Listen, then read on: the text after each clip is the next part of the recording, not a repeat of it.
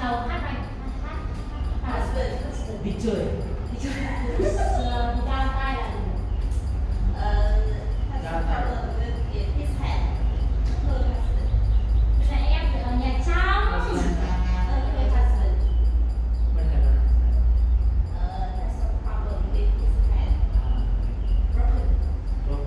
không làm cái gì được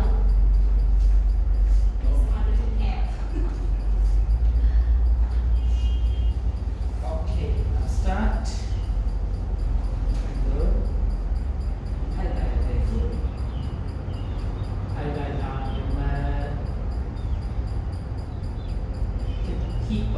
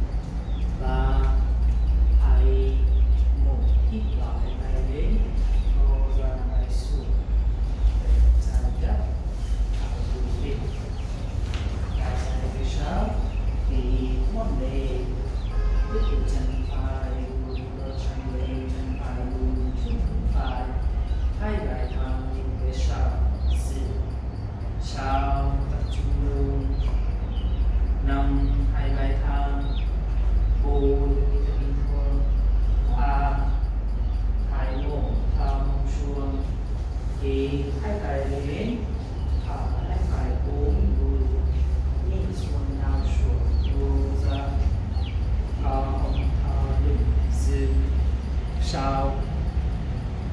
năm bù ba hai một khi và hai hai đế chân phải chân thắng hai chạy về sau thì không để hai vai tham về sau sự tập trung đúng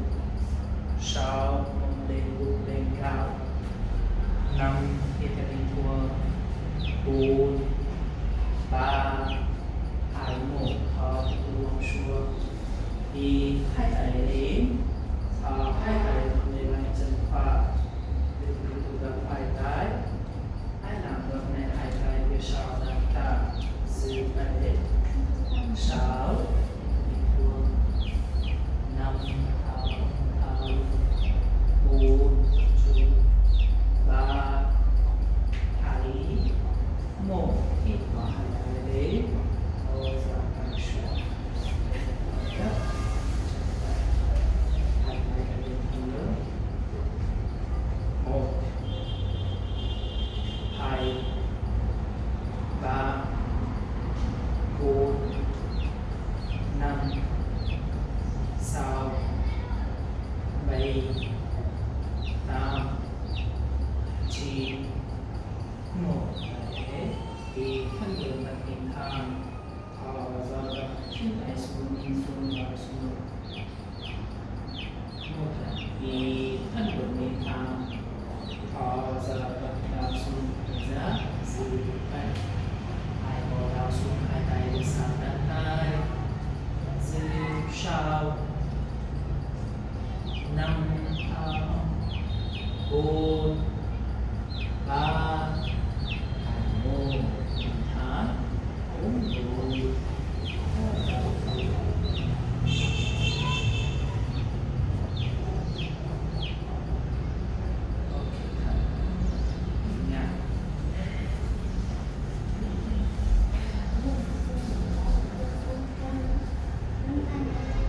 khi vào hai vai thang đến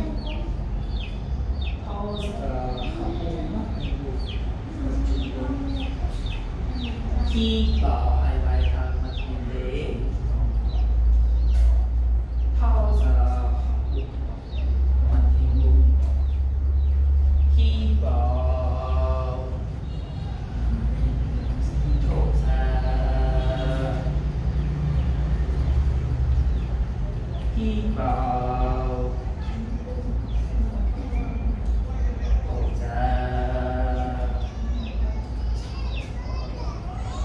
vào thở ra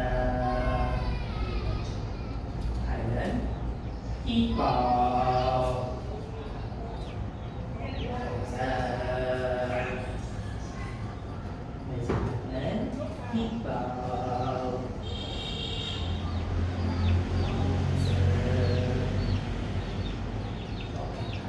bây giờ hai chân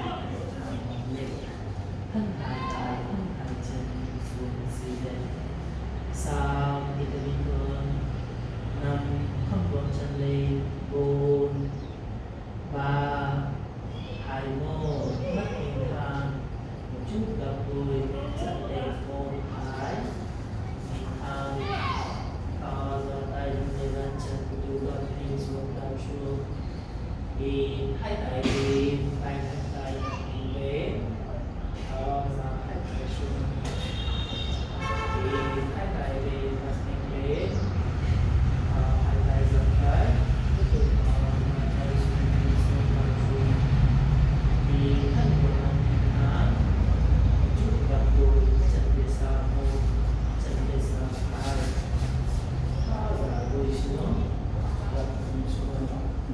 thì thân chân vai đến ra một người hai vai đi xuống thấp chân giữ ở đây thân hai tay thân hai chân sao không chân gặp ok năm hít bình thường bốn bốn lên đau xuống ba hai một mặt nhìn thẳng chút gặp đuôi chân lên một hai nhìn thẳng thở ra tay lên chân đi xuống đau đau xuống. Đi từ từ hai tay lên, mắt nhìn lên, thở ra hai tay xuống. Đi hai tay lên, mắt nhìn lên,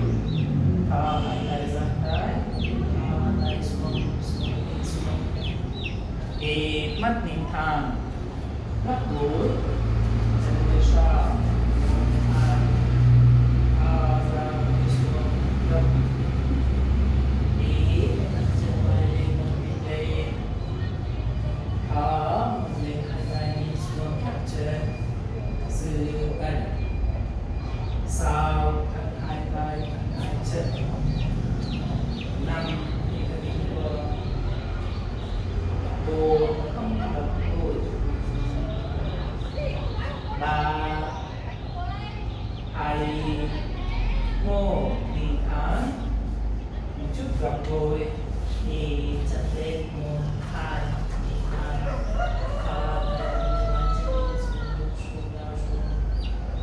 Đi từ hai tay lên, thân tay lật mình lên,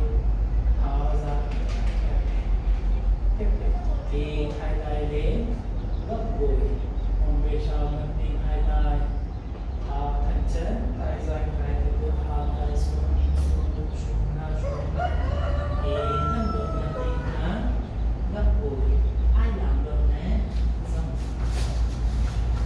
thở ra gấp tay, ôm bên bên ôm đuôi xuống. Đi chân vai lên mắt mình lên, ôm lên hai vai nhìn xuống. Đi chân trái chân lên tháo, chân trái chân hai tay, chân trái chân lên chân xuống, hai tay lên, hai tay chặt tay, vai mắt mình lên, mong xuống một chút nhé, tháo ra hai tay xuống, chân trái về sau, chân ra gấp đi ra để chân phải đi chân hai tay chân trái có chân xuống hai tay lên hai tay chặt tay lên xuống pin lên hai tay xuống chân phải về sau thở gấp đi thẳng chân vai lên, thở mông lên, giữ vai, thân hai tay, thân hai chân, sau,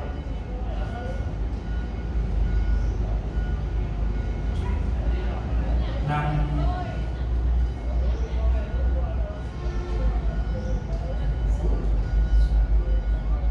bốn, nào xuống, 3, 2, 1, mắt thỉnh thang, một chút cặp gối, đi chân lên, một thang, và làm động này chậm, mắt thỉnh thang, thò ra tay nâng lên vai chân nhìn xuống đau xuống, đi gấp gối, hai tay lên, mắt nhìn hai tay, thò thân chân, tay xuống. Tiếp tục một lần nhé. Đi hai tay lên, chân gập, mông về sau, mắt lên hai tay, thò ra thân chân, hai tay xuống, nhìn xuống, đau xuống, xuống. Đi mắt đi thang, chút gập, chân về sau, thò ra, ôm bên thuông gối xuống, xuống. Đi thân chân vai lên, mắt mình lên, lên hai vai đi xuống chân, chân trái chân lên hít,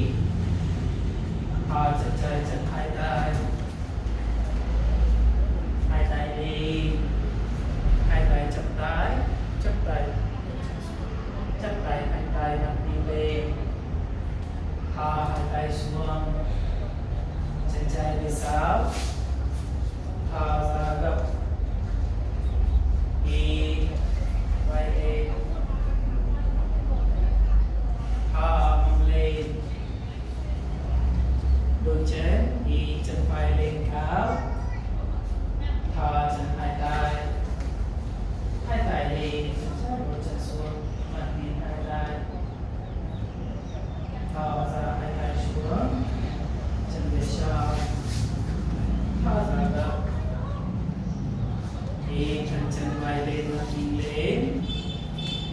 thao gió mông lên hai vai nhìn xuống khép chân về ra dư ẩn thân hai tay thân hai chân có làm được nền đau xuống dư sao vitamin thuốc năm các chủ vitamin thuốc đi định hình số thảo sản ô ta hay một mắt nhìn tháng chút gặp tối thì trận đề mắt nhìn tháng thò ra tay hai bàn chân nhìn xuống thì hai tay lên gấp bụng mắt nhìn hai tay thở thân chân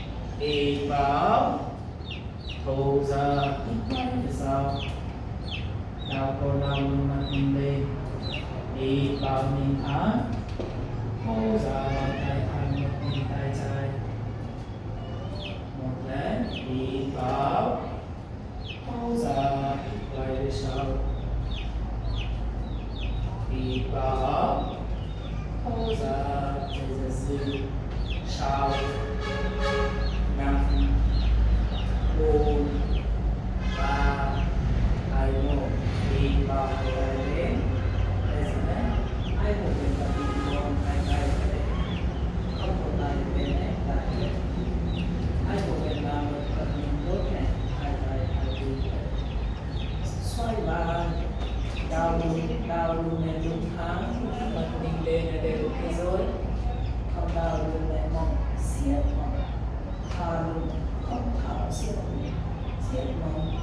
bài English on it thân hài trên mở mặt sao interview năm tháng tha luôn bốn ba hai một in hand hai tay sẽ đi bộ chân hay là một chân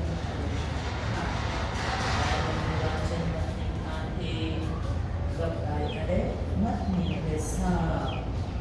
hai đào luôn chủ chân gấp gấp không đào luôn cách hai chân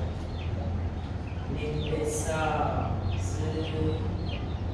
sao anh hai chân năm khi ta đi qua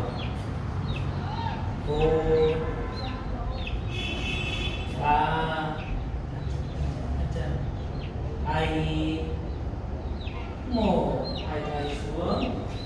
mắt nhìn thẳng ok tay lên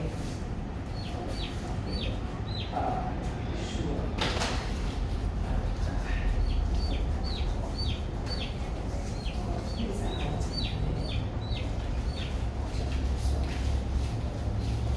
hai tay sang tay kiri gap vui về sau thẳng thở thẳng chân thẳng एक हजार एक हजार एक हजार बार एक हजार एक हजार enam एक हजार सात एक हजार बाईस एक हजार enam एक हजार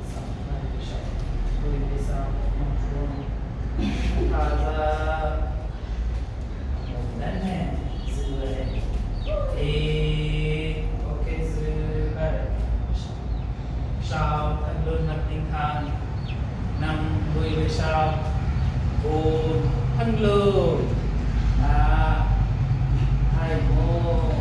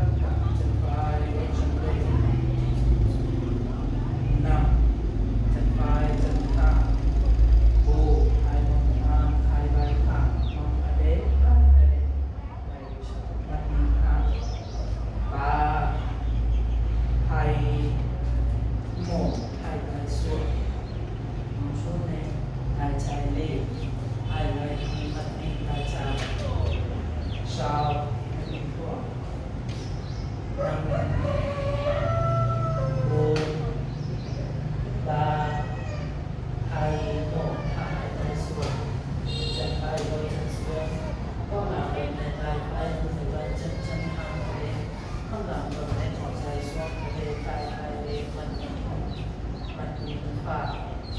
mong lệ sao thân hai chân năm bốn ba hai một chân trái chân gác cái này không phù hợp cái đề này không đúng chân này xoay một với sập hai một thẳng không phù mong cái này xoay ok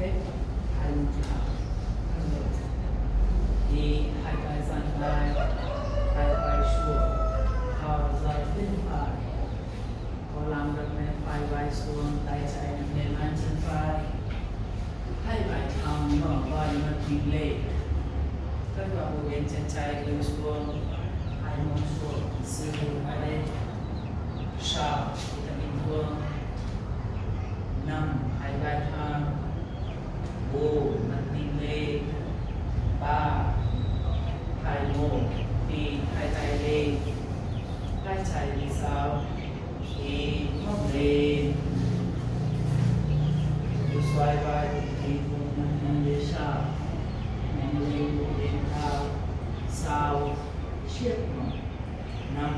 đi bình thường bốn ba hai một thẳng xuống hai tay lên thịt vào hai tay xuống hai tay đi xuống cao xuống hai tay hai cổ bên cổ đào xuống hai cổ bên cổ hai vai xuống hai phía sau đặt ra không đào xuống không vai xuống hai tay phía sau siêu sao năm bốn ba hai một hít vào lên hai tay lên thở ra hai tay xuống để cho chân phải chân gập chân trái thẳng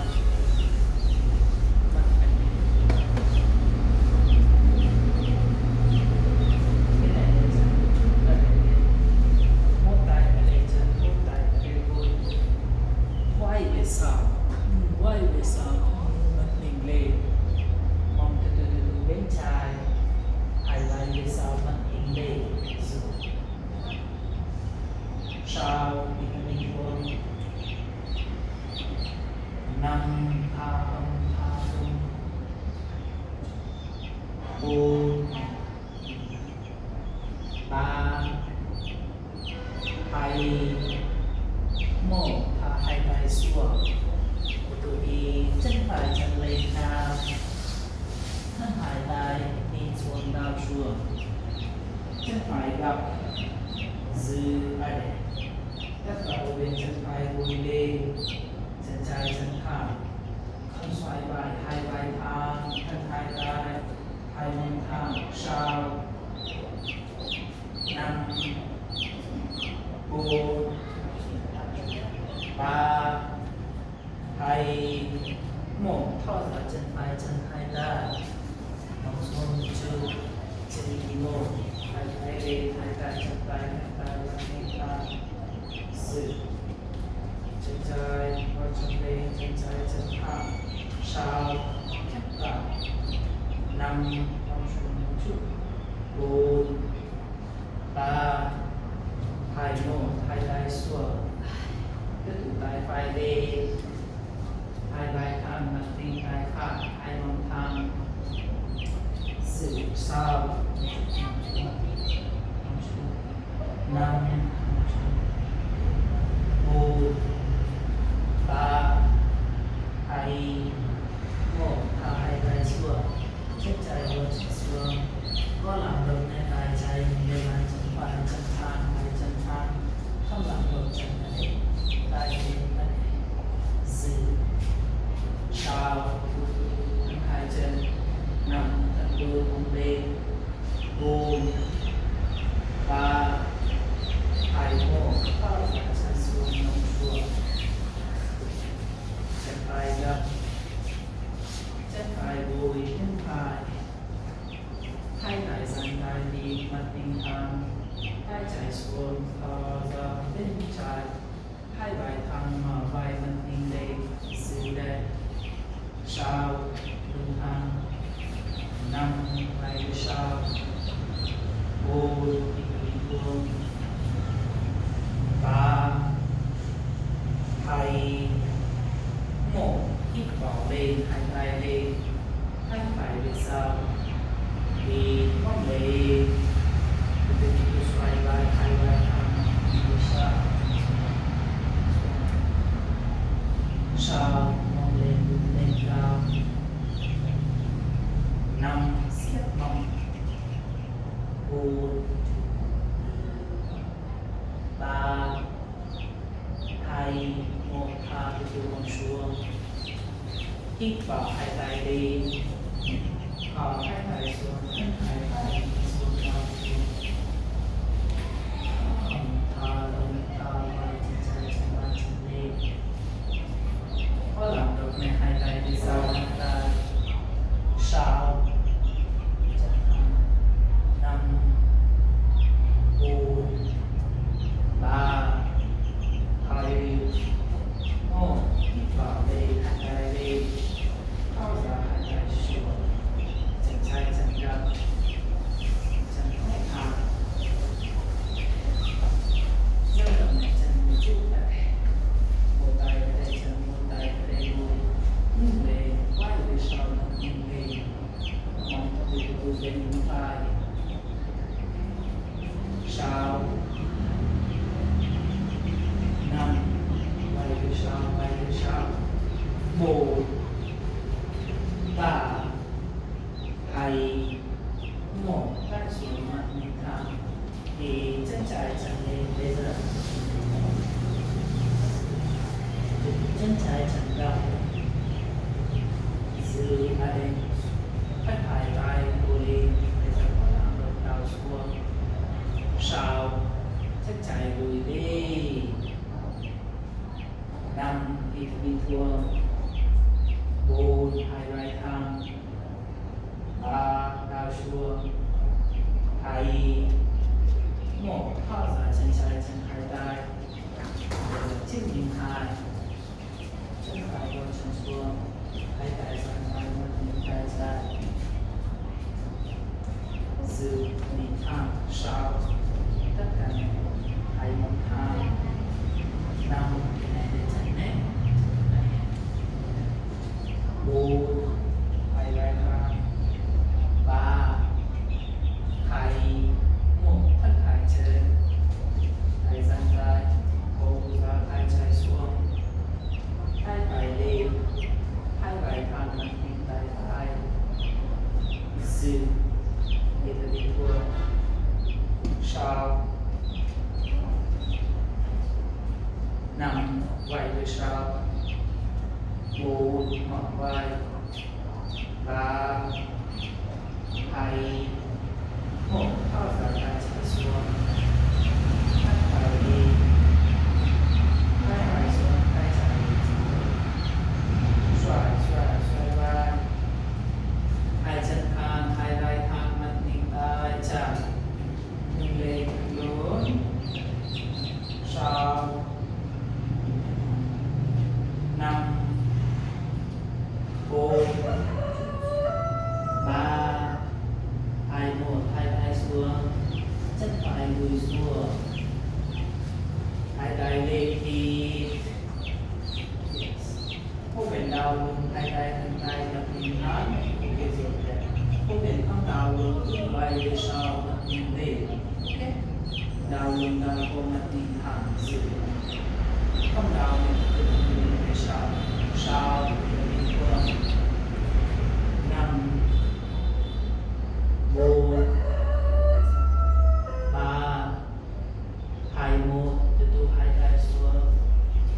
nhìn thẳng bây giờ chân phải chân lên thẳng thì đặt nhìn thẳng bao giờ đặt hết xuống đùi đào xuống có làm được nhẹ hai tay với sau lăn tay không đặt tay hai tay xuống thân hai chân giữ thân hai chân sau khi ta đi xuống năm bốn ba hai một hai tay xuống chân trái chân về sau về chân hai một chân về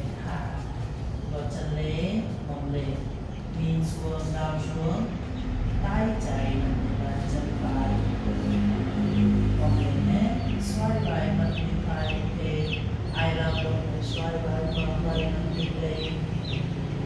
dự sao mở văn năm hai chân chân con chân lên bốn ba thải một hai tay xuống hai đùi xuống vì hai tay lên vai trái nằm về bàn chân trái tay phải thẳng đặt đùi sau giữ sau năm bốn ba hai một hai tay xuống gập chết lòng xuống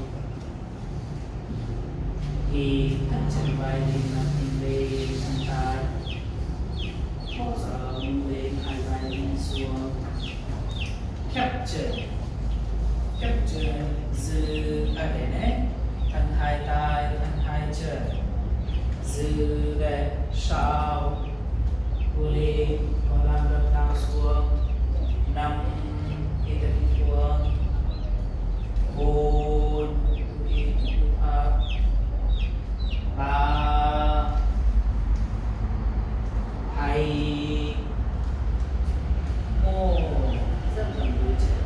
đi chân phải chân lên cao thò chân phải chân hai ta chân trái và chân xuống chân nhìn hai tay giang tay hai vai thẳng mặt nhìn tay phải giữ sau hai mông thẳng hai vai thẳng năm bốn ba hai một thì thân hai chân phô ra tay phải xuống tay trái lên thân hai chân hai vai thẳng mặt nhìn tay trái giữ sau tất cả lên hai vai về sau năm không chân gập bốn lùi ba hai một và tay trái xuống tay phải lên hai vai thẳng mặt nhìn tay phải thân hai chân lên sau mở vai năm bốn ba hai một hai tay xuống tiếp tục chân trái đi xuống hai tay lên một bên mình cùng thân tay đặt mình thẳng giữ một bên làm gập đi vai về sau mình lên giữ đây sau hông thả lưng năm bốn xuống cô làm được chân phải đuôi mình phải ba hai một thô ra hai tay xuống chân trái chân đất thì mắt mình thẳng gập mút xuống đuôi down xuống có làm gập hai tay về sau bàn tay của bàn tay này tiếp tục phải vai giữ sau thân hai chân năm không chân gập bốn ba hai một hai tay xuống chân phải chân về sau hai chân chút xa theo thái bước chân lên mông lên nhìn xuống lao xuống đây ra tay phải nằm chân trái xoay lại có làm phần này mà làm phần về giữ một chân lên sau năm hai tay bốn hai chân ba hai một hai xuống hai đuôi xuống đi hai tay lên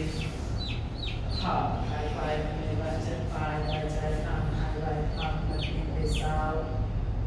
giữ sáu năm bốn ba hai một hai tay xuống gập xuống đi thân chân vai lên từ từ thở thân ra yes hai tay thân tay nhưng mà thô ra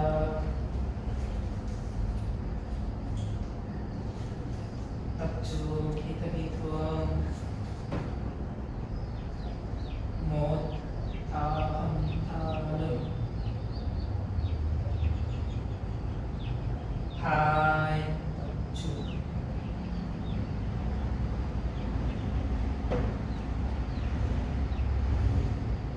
บาคิตบิทวง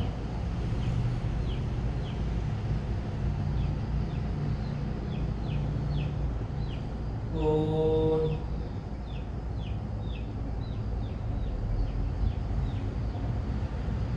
นำ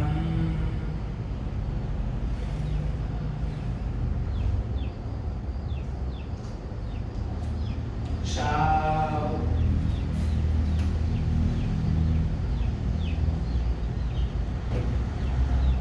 ไป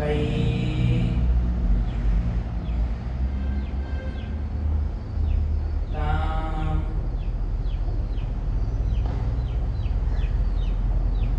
ฉิงโอเคเป็นการทำหายเจอ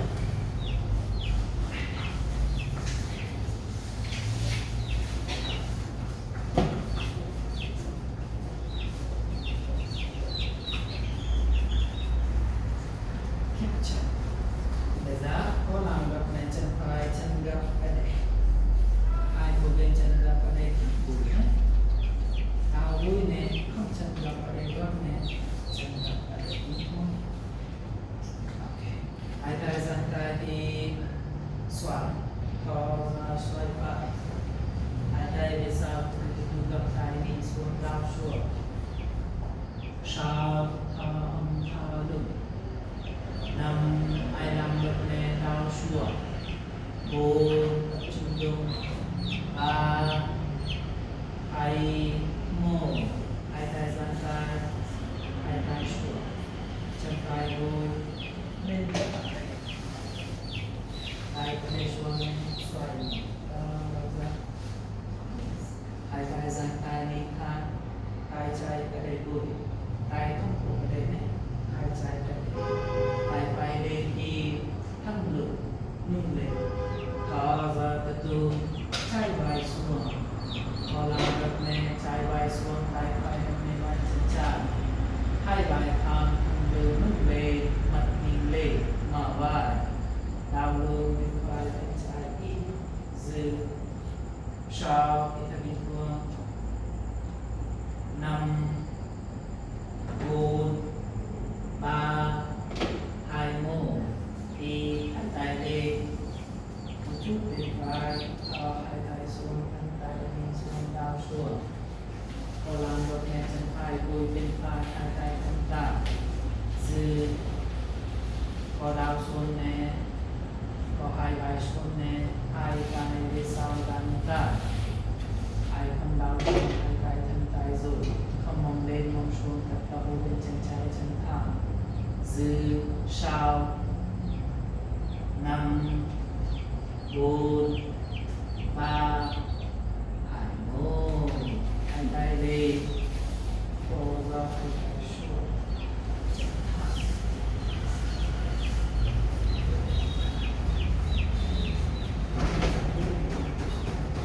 sau 5 4 3 2 1 capture dừng được trên và phải chân trái chân ra hít vào hai tay giang tay mở ra xoay trái hai tay về sau tay nhìn xuống lao xuống lưng sau 5 4 3 2 1 hít tay giang tay hai tay xuống chân trái đuôi bên trái tay xuống về xoay ra hai tay giang tay đi thang tay phải ở đây đuôi tay trái lên thẳng lưng hít ra bên phải có làm được phải vai xuống tay trái nâng lên chân phải hai vai thang mở vai ngực ninh lên dư sau 5 không ngẩng lên 4 chân phải chân thang 3 thầy ngộ hít vào cái hai tay lên chuyển biến cha thở ra hai tay xuống hai tay xuống bụng xuống nào xuống giữ lên sau ai làm được hai tay đi sau bàn tay năm không nắm tay cái giữ bốn ba hai một hít vào lên thở ra xuống thẳng hai chân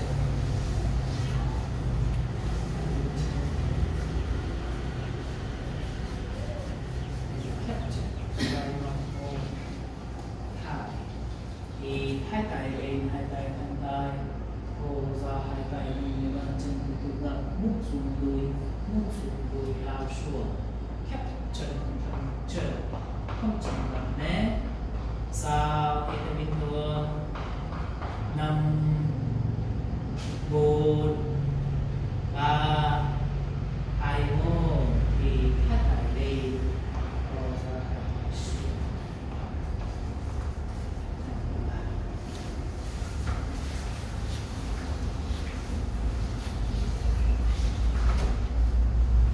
ôm đôi để thả hai chân lên trên video thì nhìn thấy đấy chân phải chân gập ra đây hai tay như bàn chân trái thở ra từ gập lại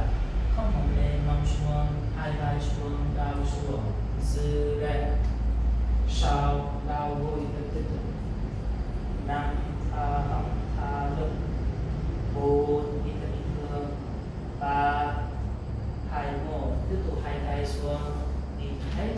chân này ok gầm lên chân này thì mong lên thò ra từ chân trái chân phía sau và làm được này hai tay phía sau chân tay không đặt tay hai tay đúng một cái rồi nhưng mà giữ sau hít thở bình thường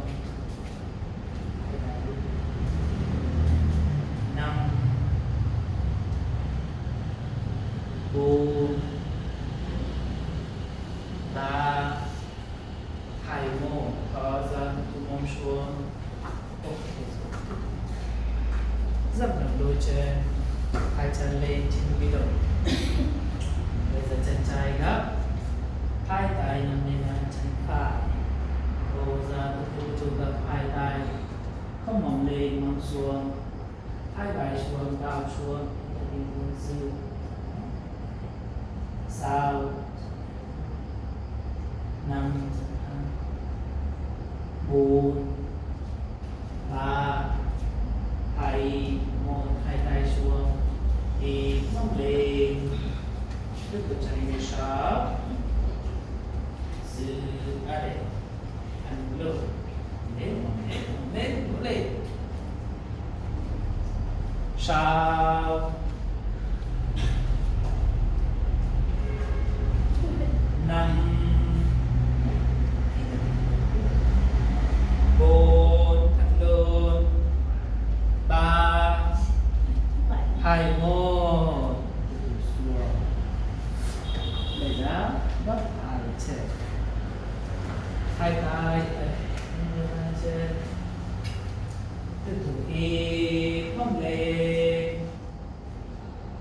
thăm xuống hít mông lên thăm xuống một lần một lần được nhé mình sẽ hít mông lên mình sẽ giữ ở đây hít thở bình thường sau bây giờ tập cân gót chân lên năm siết mỏng bốn ba hai một thở ra vòng xuống ôm bụng thở ra gập hai tay hạ bụng đào lên áp bụng sao thì ta bình thường năm bốn bồn ba hai mô đó nào của đi thảo thành sẽ bụng xuống liên xuống nhau của nhẹ một hai tiếp tục ba bốn năm sáu bảy tám chín hết một hai tay chân hai chân trên hai đùi bên phải bên trái đi thang vai trái đi thang trái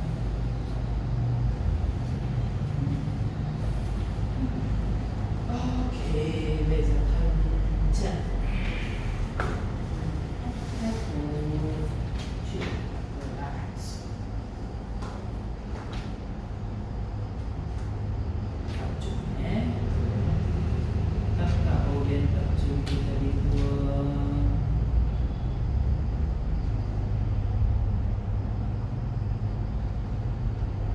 thẳng tay vai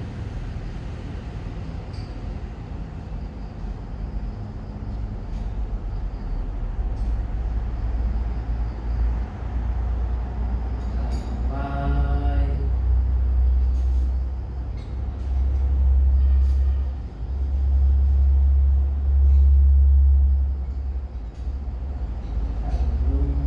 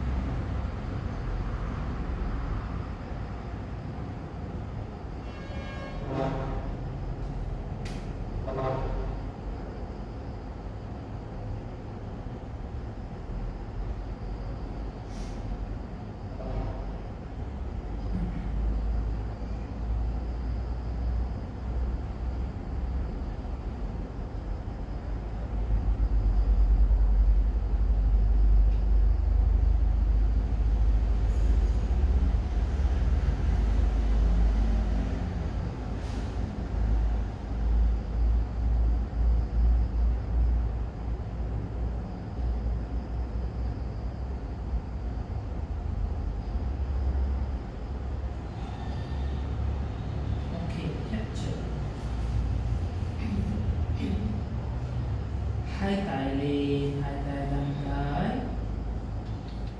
thì tay lên chân xuống bao giờ chân phải chạm đất bên trái đi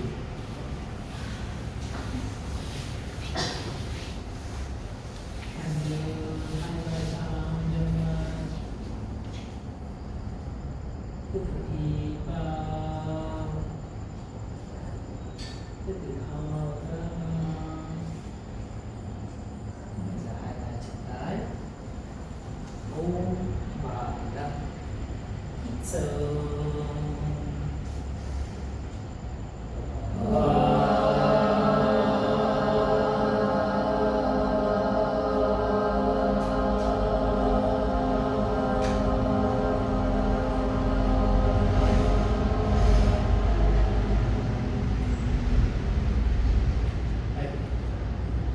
เจอ